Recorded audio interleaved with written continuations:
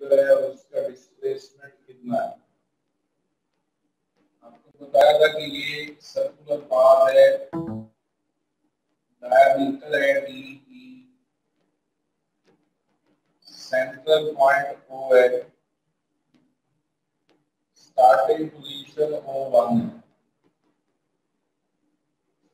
वही डायग्राम जो आप पिछले टॉपिक में पढ़े काफी जगहों पे इस्तेमाल होगी।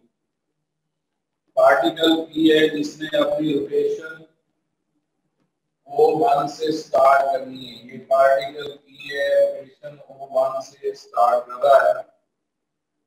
ये जो गैप है इसको फेज एंगल फाई बोलते हैं। फाई फाई का इनिशियल फेज एंगल, फाई का इनिशियल फेज एंगल।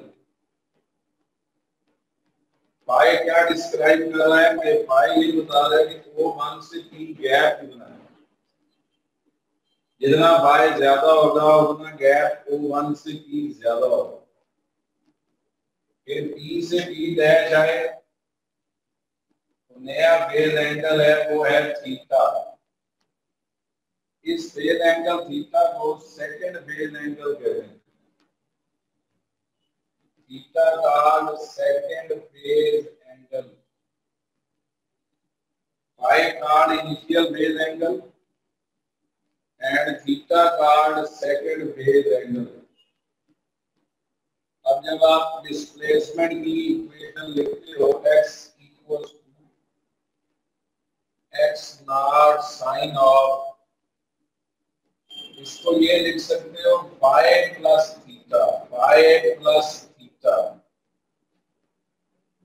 खाली थीटा की बजाय फाई प्लस थीटा में फाई इनिशियल फेज एंगल और थीटा सेकंड फेज एंगल है। अब अगर आप ग्राफ या वेव फॉर्म 0 डिग्री से शुरू करें, यहाँ ये 0 डिग्री से ग्राफ शुरू हो, तो ग्राफ अगर 0 डिग्री से शुरू होता है तो phi 0 degree, phi initial phase 0 degree. Initial phase को 0 डिग्री पुट कर दें तो x की इक्वेशन बन गई x equals to x naught sine theta. ये हमने पिछले टॉपिक में ट्राई की। तो x equals to x naught sine theta तब लिखते हैं जब इनिशियल बेस 0 डिग्री हो। इनिशियल बेस 0 डिग्री हो, ग्राफ 0 डिग्री से स्टार्ट करे। लेकिन अगर ये फिर ऐसे होती, अगर ये फिर ये डायमीटर डी है, यहाँ स्टार्टिंग पोजीशन O1 है, यहाँ पहले P आता और फिर यहाँ P डैश आता। वैसी डायग्राम में इनिशियल फेज नजर आ रहा है 90 डिग्री O1 से P के, इनिशियल फेज 90 डिग्री और सेकंड फेज एंगल ये थीटा है। इनिशियल फेज 90 डिग्री है और सेकंड फेज एंगल थीटा है। अब ग्राफ 0 डिग्री से शुरू नहीं होगा। अब डायग्राम ये कह रही है कि ग्राफ 90 डिग्री से स्टार्ट होगा। ये देखिए ये ग्राफ ये 90 डिग्री से स्टार्ट हो रहा है। फिर देख लें इक्वेशन दी x बराबर x naught sine of phi plus theta, phi initial phase, theta second phase. अगर फाई 0 डिग्री से ग्राफ शुरू हो रहा है तो x बराबर x नॉट साइन थीटा। लेकिन अगर इनिशियल फेज 90 डिग्री है जैसे मैंने डायग्राम बनाई और ग्राफ 90 डिग्री से शुरू हो रहा है तो फिर यही x बराबर है x naught sine of 90 plus theta बनेगा। x बराबर x naught sine of 90 plus theta बन जाए। फाई की जगह 90 आ गई। कल भी मैं फार्मूला बता रहा था मैथमेटिकली, एक फार्मूला ये प्रोजेक्ट में पढ़ा था, साइन 90 प्लस थीटा थीटा को यूं लिखते हैं sin 90 cos theta plus cos 90 sin theta. ये बात है sin 90 प्लस थीटा, sin 90 पहले 90 के साथ sin cos के साथ थीटा फिर cos 90 और sin थीटा। sin 90 1 होता है जबकि cos 90 0 होता है। इसका मतलब sin 90 प्लस थीटा बराबर है ओनली cos थीटा। बाकी चेक कर लें ओनली cos थीटा। अब गौर करें इक्वेशन की तब्दील हो। फिर सुने अगर इनिशियल बेस 0 डिग्री है, ग्राफ 0 डिग्री से शुरू हो रहा है, पाई को 0 डिग्री ले रहे हैं इनिशियल बेस पे, तो x बराबर है x naught sine of pi plus theta में पाई 0 डिग्री, तो ये सिर्फ साइन थीटा रहेगा। लेकिन अगर इनिशियल बेस 90 डिग्री है, ग्राफ में शुरू 90 डिग्री से कर रहे हैं, फिर ये बन गई x बराबर है x naught sine 90 plus theta और साइन 90 प्लस थीटा cos थीटा। इसलिए अगर 90 डिग्री से स्टार्ट हो x बराबर है x naught cos theta, 90 degree से स्टार्ट हो तो x बराबर है x नॉट cos थीटा। ये इक्वेशन बनेगी। इसे आप बोलते हैं फेज एंगल। शॉर्ट सा है लेकिन एम है एमसीक्यू ऑप्शन। दूसरा पार्ट है आज का horizontal mass spring system. Horizontal mass spring system.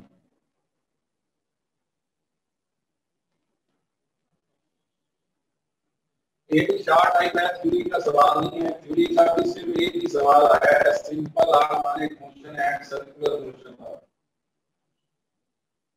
इसमें आपने मैश स्प्रिंग से अटैच करना है हॉरिजॉन्टली। सर थोड़ा जूम करके दिखाएं। ये हॉरिजॉन्टल सरफेस है, हॉरिजॉन्टल सरफेस।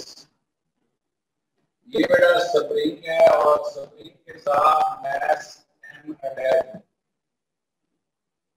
तो अगर स्प्रिंग हॉरिजॉन्टली अटैच है तो इसे हम बोलते हैं mass attach to spring horizontally. यहाँ पे इस वक्त मैश मौजूद है, ये इसकी मेन पोजीशन है। यहाँ पे मैश मौजूद है, ये इसकी मेन पोजीशन। इसे पुल करके राइट साइड पे ले रहे हैं, यहाँ पहुंच जाए। इसने गैप x कवर किया और फोर्स F अप्लाई करी। गैप x कवर किया, force F apply. According to Hooke's law के मुताबिक F इक्वल्स टू ax है। ये यहाँ स्प्रिंग कांस्टेंट है। अगर वो वापस आ जाए एक्सट्रीम से मीन की तरफ, उसे इलास्टिक रीस्टोरिंग फोर्स बोलते हैं। अगर एक्सट्रीम से वापस मीन पे आ जाए तो उसे इलास्टिक रीस्टोरिंग फोर्स बोलते हैं। वो बन जाता है F equals to minus ax। Already ये बात थी। अब वो क्योंकि एक्सेलरेट भी कर रहा है, इसलिए F also equals to m है। दोनों फोर्सेस बैलेंस कर रहे हैं तो ma equals to minus ax। ma equals to minus ax। यहाँ से a आएगा, minus a over m into x। अभी आप जब टॉपिक हैंडल कर रहे थे, आप भी आगे पेज चेक करें, एक्सेलरेशन का रिलेशन आया था e equals minus omega square x। Check कर लें। ये दोनों एक्सेलरेटर नीचे वाला एक्सेलरेशन इसलिए आया था कि जिसकी मोशन सिंपल आर माने गए उसका acceleration minus omega square x है। दोनों ये इक्वलाइज करेंगे। एक आ रहा है minus a by m x, एक आ रहा है minus omega square x. Minus a by m x minus omega square x, minus से माइनस कट गया, एक्स से एक्स कट, ओमेगा इक्वल आ रहा है a by m under root.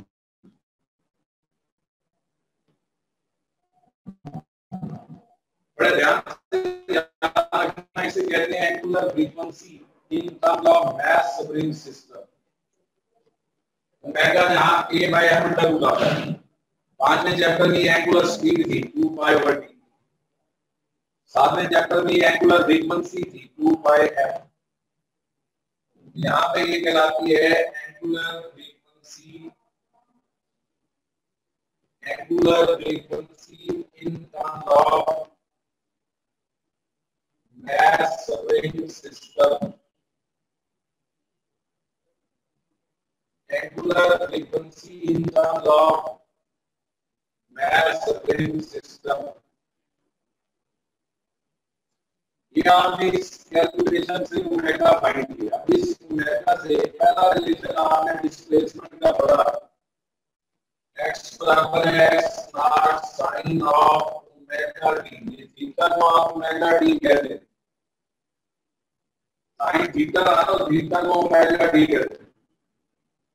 अगर आप ओमेगा यहाँ के बाय एम अंडर रूट लिखते हो, ये बन गया x बराबर है x naught sine of k by m under root into p। ये डिस्प्लेसमेंट है मास स्प्रिंग सिस्टम का। ये डिस्प्लेसमेंट है मास स्प्रिंग सिस्टम का, जिसमें ओमेगा की जगह a by m under root आ रहा है। फिर हमने वेलोसिटी कैलकुलेट की। मैंने कहा वो क्वेश्चन हर जगह इस्तेमाल होता है, तो कल है कि वेलोसिटी कल ही कैलकुलेट की थी। v बराबर है omega x naught square minus x square under root. Check कर लें, नीचे जाके देख लें बराबर है। यहाँ भी ओमेगा की जगह आप a by m under root लिख सकते। वेलोसिटी बन जाएगी a by m under root x naught square minus x square under root. फिर आपने मैक्सिमम वेलोसिटी जो मीन पोजीशन के अक्रॉस, उस मैक्सिमम वेलोसिटी का formula maximum velocity v naught equals to x naught omega। यहाँ भी omega k by m under root आ सकता है। v naught equals to x naught k by m under root. v naught equals to x naught k by m under root.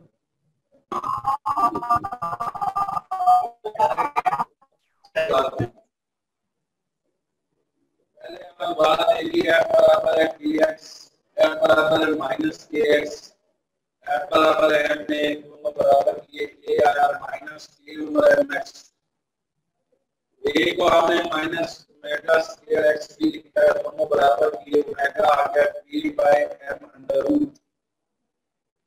इसे कहते हैं angular frequency in terms of mass spring system.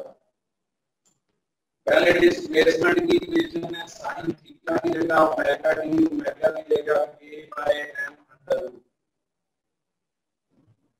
Velocity की equation में omega की जगह k by m under root.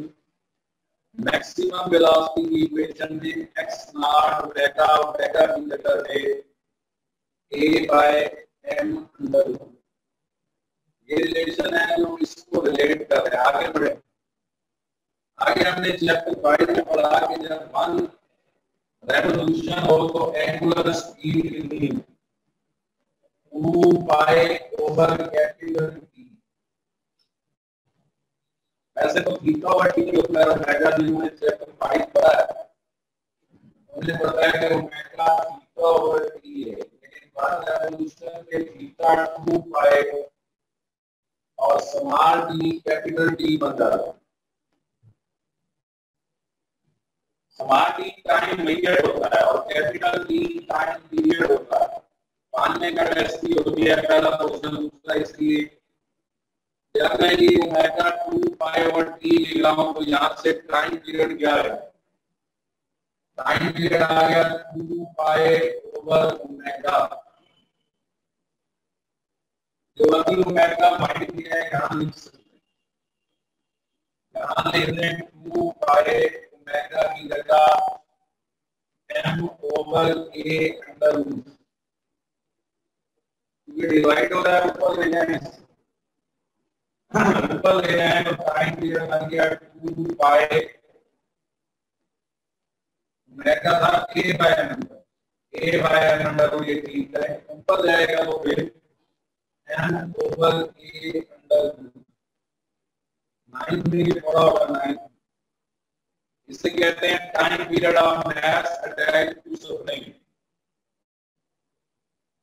Horizontally, ये भी याद रखना, time period of mass attach to spring horizontally, बाहर डायरेक्टली तो ये ड्राइव है। अगर मैंने इससे फ्रीक्वेंसी फाइंड करनी है तो फ्रीक्वेंसी f बराबर है 1 ओवर t, टाइम पीरियड का मतलब फ्रीक्वेंसी f बराबर है 1 over 2 pi a by m under root 1 over 2 pi a by m under root, उठाना है ना m by a, time f by a, frequency उलट जाएगी 1 over 2 pi a by m under root. तो ये जो बात हैं ये एमसीक्यूज में बार बार इस्तेमाल होते हैं, मतलब अगर हम 7वां चैप्टर शुरू से पढ़े तो उसके एमसीक्यूज करेंगे, वो कुछ कर लेते हैं एमसीक्यू, अभी एक भी नहीं किया है इस चैप्टर का, यहाँ तक अगर फ्री हो गई अब मैं कुछ एमसीक्यू कराता हूँ।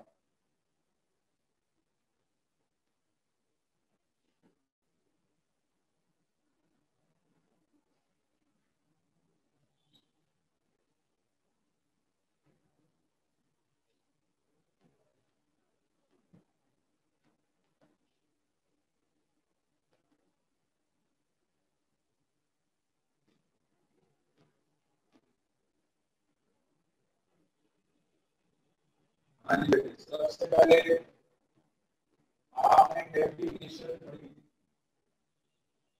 डेफिनेशन में से 2 एमसीक्यू, पहला 36 oscillations are completed in 18 seconds, तो फ्रीक्वेंसी क्या होगी, देखिए फ्रीक्वेंसी ऑसिलेशन पर सेकंड,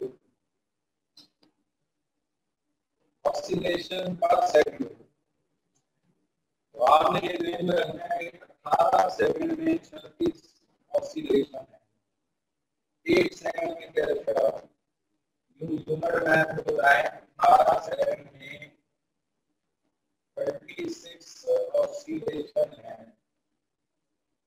1 सेकंड में 36 बाय 18, ये बन गया 2 ऑसिलेशन पर सेकंड, 2 हर्ट्ज कहते हैं इसे, 2 हर्ट्ज, ये पहला दूसरा सेकंड। सेकंड क्वेश्चन है कि frequency of oscillating object 5 hertz, frequency of oscillating object, frequency of oscillating object f बराबर है 5 हर्ट्ज। क्वेश्चन है time measured from mean to upper extreme is। कुछ बच्चे अभी आए, अब आप कुछ बच्चे कहते हैं कि सर थोड़े सख्त हैं, रात होते हैं, छूटल को तो सामने नहीं होते, एक आधा बहुत बदलना होता। अगर ऐसे लेट आते ना मेरी क्लास में तो अंदर कैसे आए? सबको नहीं है, बंदा परमानेंट बंदा क्या कह रहा हूँ, और लोग कह रहे हैं मैंने नहीं पढ़ा, मैं कह रहा हूँ पढ़ो, वो कह रहे नहीं मैंने नहीं पढ़ा। क्लास शुरू होती है 10:40 से, आज शुरू हुई 10:48 से, आप जो ला रहे हैं 11:12 उनको दूसरों का आगे डालना है और नहीं करता समझ में कुछ नहीं आती। जब आप टुकड़ों में पढ़ते हैं तो एक चीज आपने पढ़ी, दूसरी निकाली, उन्हें 5वां नहीं पढ़ा, ये पता ही नहीं लग रहा है कि वो महका गया है, वो लेट टाइम किया, अब उनको महका नहीं पता, वो परेशान होते। तो जो टुकड़ों में पढ़ता है अभी 10 मिनट पढ़ा पढ़ा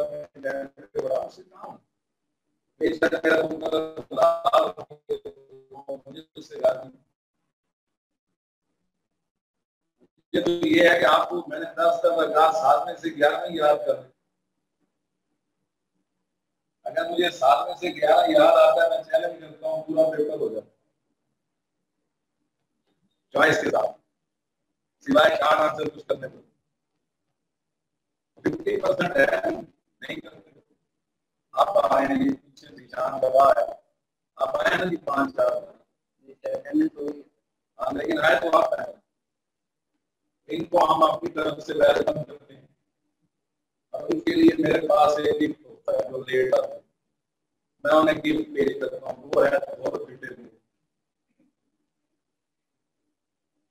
आप एमसीक्यू का माइंड करें हमारी उम्र मेरे बच्चों जैसी है। मैं क्या frequency of oscillating object 5 hertz है ये क्वेश्चन है। Time measured from mean to upper extreme is, ये बोर्ड के क्वेश्चन है, एंटी टेस्ट के नहीं। फ्रीक्वेंसी को लेंगे, पहले टाइम पीरियड निकालो, फ्रीक्वेंसी से टाइम पीरियड कैसे आता है तो मेरा मालूम है टाइम पीरियड 1/5 सेकंड बना।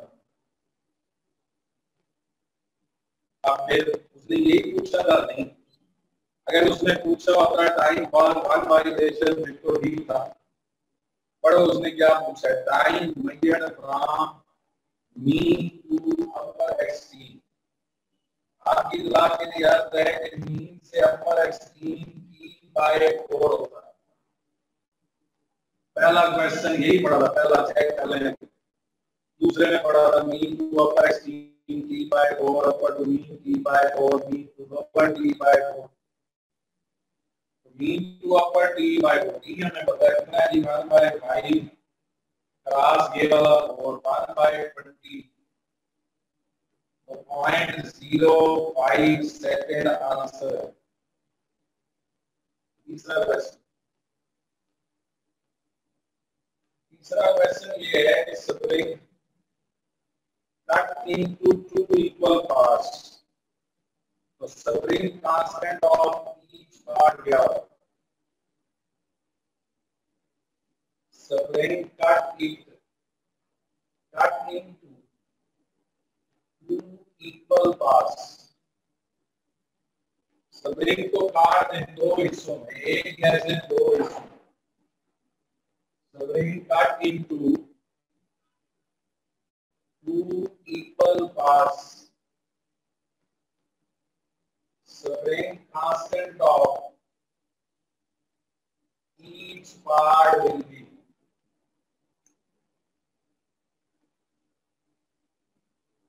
स्प्रिंग के अगर 2 हिस्से कर दें तो हर पार्ट का स्प्रिंग कांस्टेंट क्या होगा? वैसे बेटा जो स्प्रिंग कांस्टेंट होता है बेटे वो F/x होता है, जब मैं इसके दो हिस्से करूंगा तो मैंने एक्स के दो हिस्से करने हैं, एक्स के। ये देखें ये सब नहीं क्या है, इसका ये वाला गैप एक्स है। जब मैं इसके दो हिस्से करूंगा, ये एक हिस्सा ये दूसरा, तो ये एक्स बाय 2 और एक्स बाय 2 हो जाए, टोटल एक्स है। अगर टोटल एक्स है तो सफरिंग कांस्टेंट के है। अगर मैं दो हिस्से कर दूं, x by 2 x by 2 x by 2, अब किसी एक हिस्से पे सफरिंग कांस्टेंट क्या होगा? आप लिखेंगे a डैश बराबर है f ओवर x बाय 2। इसका क्या मतलब है? x हाफ हो गया, x हाफ हो गया है, और अगर x हाफ हो गया है तो a डबल हो जाएगा, a उल्टा। आप लिखते हैं x हुआ हाफ, a हुआ डबल। डबल होने का मतलब आंसर बना 2a। तो सर अगर मैं उसके तीन हिस्से कर दूं फिर वो बनेंगे x by 3 x by 3 x by 3, तीन हिस्से हो। तो उस पे हर एक पे a क्या होगा? अगर x बाय 3 है तो a 3a हो जाएगा। जितना x कम होना है उतना k बढ़ना है। अगर x हाफ हुआ है k डबल हुआ है, x बाय 3 हुआ है k 3k हो। अगर x बाय 4 हो जाए k 4k हो। इसके बाद नेक्स्ट है कि अगर इनिशियल फेज 0 डिग्री से ग्राफ शुरू हुआ है और x नॉट बाय 2 है, एम्पलीट्यूड का हाफ है, तो थीटा क्या होगा? अगर ग्राफ 0 डिग्री से शुरू हुआ है और x नॉट बाय 2 है, थीटा क्या होगा? अभी मैंने आपको बताया कि अगर x equals to x naught sine theta होता है जब इनिशियल फेज 0, जब इनिशियल फेज 0 हो तो x बराबर होता है x नॉट साइन थीटा। तो यहाँ पर x की जगह x नॉट बाय 2 आना, x की जगह x naught by 2, x naught sine theta. x naught से x नॉट कैंसिल हो, theta sine inverse 1 by calculator में चेक करना 30 डिग्री आएगा।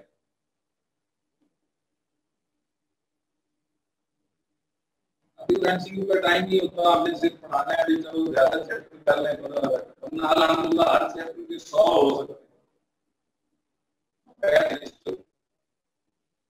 11 चैप्टर के कितने हो गए? 1100 किताब बनती है।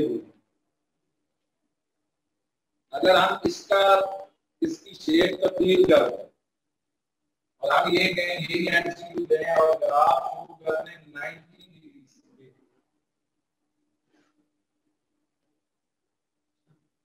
90 डिग्री से शुरू करें और आप कहेंगे x बराबर है x नॉट बाय 2, तो थीटा कितना है? अब बात ये है कि आपको कहा था इनिशियल फेज 90 डिग्री होगा, तो बात है आप साइन थीटा नहीं आता। अब x बराबर है x नॉट cos थीटा, यही बात है। इनिशियल फेज 0 डिग्री हो, फिर साइन थीटा 90 डिग्री हो, cos थीटा। x की जगह x naught by 2, x naught cos theta, x naught रह गया, थीटा cos इनवर्स 1 बाय 2 और cos inverse 1 bye 2 60 degree.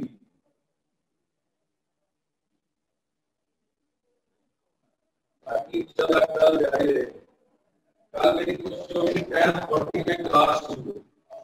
Please सारे बच्चे बैठे ज्वाइन करें, बार-बार कर देता हूँ।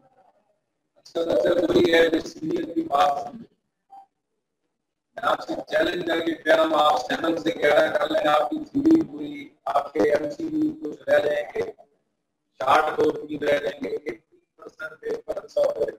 आप 7-11 याद करें सारा, ये मैंने 5 से कहा था, 5 लोगों ने टेस्ट नहीं दिया, 6 का है बोल देना, 7 का है, जवाब एक ही है हमारे पास, मैंने तो कोई नहीं।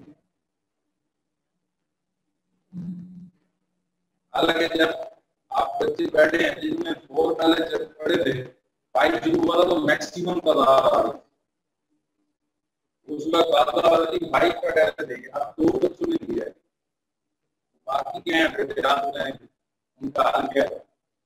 चलो जिन्होंने नहीं पढ़ा 2 3 होंगे 4 होंगे, आप 6 नहीं पढ़ा 7 तो पढ़ लो, एक तो होता है टेस्ट